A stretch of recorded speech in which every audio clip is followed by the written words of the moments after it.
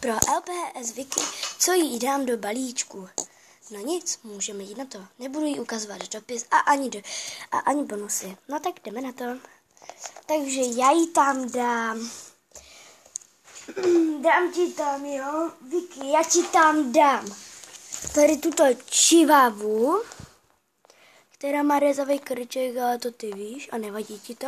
A ty mi za to dáš buď Destiny Cat, anebo Kolí.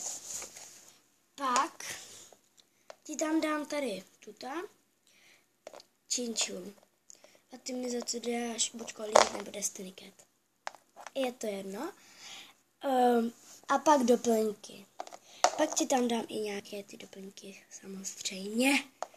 Takže první doplněk, tady tento popcorn, jestli ho máš, tak můžeš mít 2.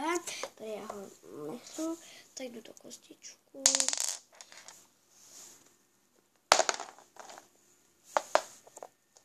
Pak tady tento voříšek. Tohle teď je jediné jídlo, co bych ti tak vyměnila.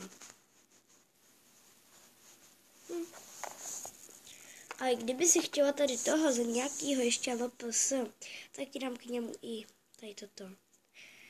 Ale to pochybuju, že ho budeš chtít, tak asi nic. No, takže ještě jednou. Tyto doplňky, tuto čivavu a tuto činču. No nic, čoky.